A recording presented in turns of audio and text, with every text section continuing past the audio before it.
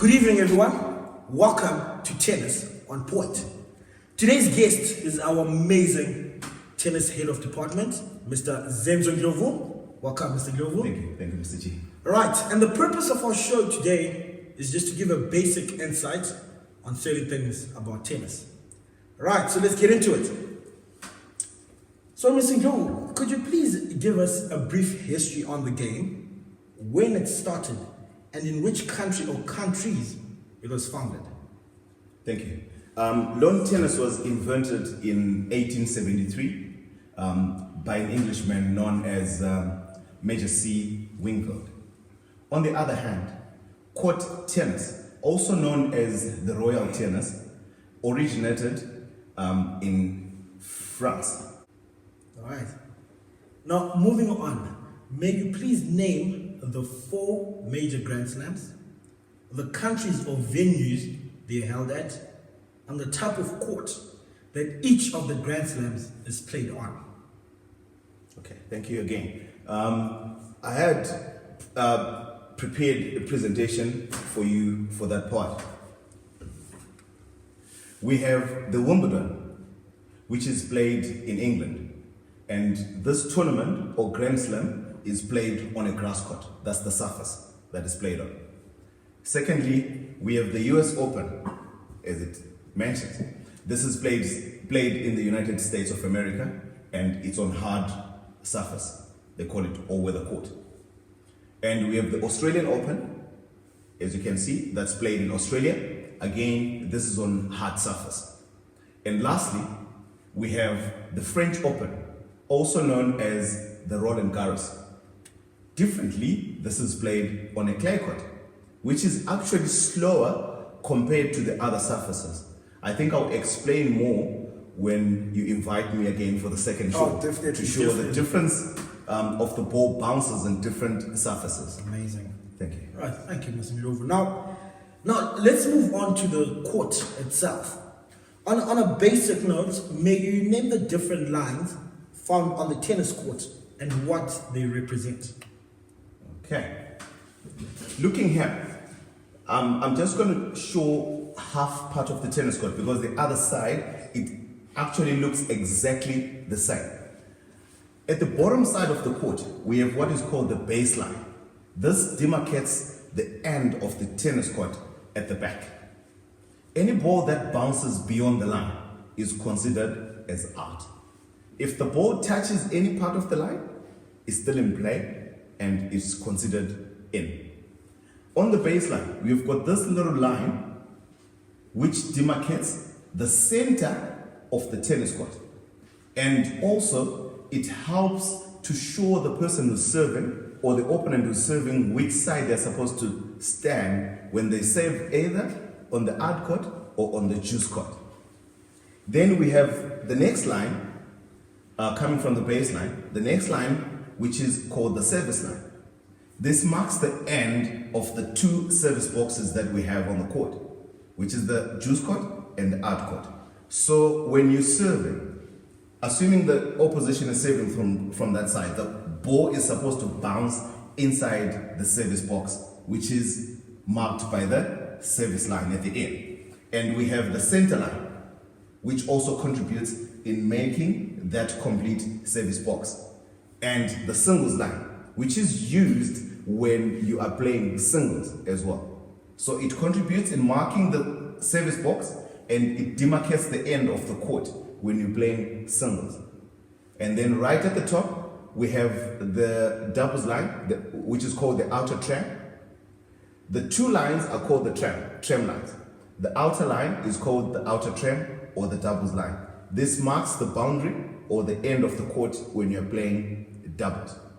Then right in the middle here, obviously we have the net, which demarcates the middle part of the court, which separates the 2 opposition. Amazing. Basically, that's what I can say about Amazing. that. What an explanation. I'm sure after this, they really understand tennis. Now, in simple terms, can you actually explain how one may gain or lose a point in a tennis match in both doubles and singles? All right, I'll just explain the few basic ways one can lose or gain point. And then later on, maybe on the second show, I'll explain more when we look at the scoring of the points and all that. So basically, as I said earlier on, that this marks the doubles, the end of the court in the doubles match. Any ball that bounces beyond or outside the outer tram when you're playing doubles is considered as out. So you would have lost the point. Okay. If it's singles, anything that bounces beyond the singles line as well, you would have lost the point. Another way of losing or gaining a point, when you serve or your opposition serves, they are given 2 chances on each point or on 1 point when they serve. They serve the first ball, it goes out of the box. That becomes a first fault. If they serve the second one and it goes out again or it doesn't go over, that's second fault and they lose a point by so doing. And then it changes and goes to the next serve. Another way of losing or gaining a point, if your ball hits the net and it doesn't cross over during the serve or during the play, you would have lost the point. But if the ball hits the net and it crosses over without touching the floor on your end, on your side, the play is still on. While demonstrating with a racket, may you please just show us the 4 basic ground stroke grips. I see you've brought your tennis racket here, very organized. Thank you. Yeah. The 4 basic ground stroke grips that we have in tennis are continental, Eastern, semi-Western, and the full Western grip. So basically, what you see here are different players using 4 different grips to play one ground stroke. But if you're looking at their rackets, the angle that they execute the shot are totally different. So what happens is this. We have what is called the butt of the racket. If you look closely on the handle of the racket, we have what is called an octagonal butt of the racket, which looks exactly like that. You have the sides, one, which is called grip number 1, grip number 2, grip number 3, and on and on. And what determines the grip that you're holding is where your knuckle of your index finger is sitting on the sides of the octagonal shape. Right, I'll demonstrate the first grip, which is the continental grip. So your knuckle sits on slide number 2, which is that. Okay. So you basically hold your racket as if you're holding a hammer, so that your grip number 1 sits at the top, grip number 2, we actually count them going that way. Grip number 2 is the next slide. So you basically put your knuckle in line with side number 2. That becomes your continental grip. And please, players, don't forget to leave the breathing finger. Don't grab and close that gap because it doesn't give you good or enough strength. You leave that finger wide and breathing out. And the next one is grip number 3, which is the Eastern grip. So what you basically do is you shift your racket in your hand and rotate it that way, so that your knuckle now is in line with the side of the racket, which is that. Okay. That becomes your Eastern grip. You can see, Mr. G, my racket is already rotating and the face of my racket is starting to face down as I rotate it. And then the next one, which is the semi-Western, is grip number 4. I'll rotate it again, that way.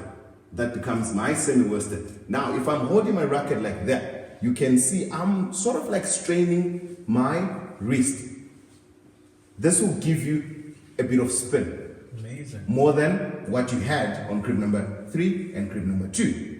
And then the last one, which is the full Western grip, which sits on grip number 5. I'll rotate it again, that way. I know it looks awkward when I'm holding the racket like that. You might think, maybe I might choose this side to play the ball with. But I'm actually going to spin it from here going to the top. So this is the full Western grip. It's normally used by Rafael Nadal. That's how he produces more spin when he grabs his racket like that. Amazing. Thank you. Thank you. Wow, amazing knowledge there. Right, so now just to close off our show, I have a feeling he's already answered our next question, but who is your favorite tennis player and why? Okay, thank you.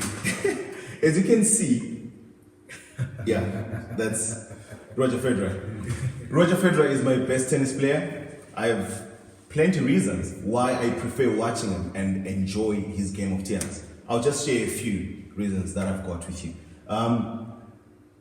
First, he is so calm when he's in a match situation.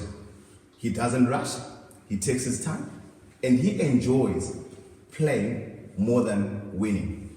Secondly, I just love his mental toughness on the court. That's why I prefer watching Roger Federer. What an answer. What an answer. All right. Thank you very much for watching our show. Unfortunately, that's the end. I know you want to know more. But please tune in next week for the second part of our show. And I'd like to say thank you very much to our amazing guest, Mr. Zenzo Ndlovu. Thank you. Thank you for watching Tennis on Point.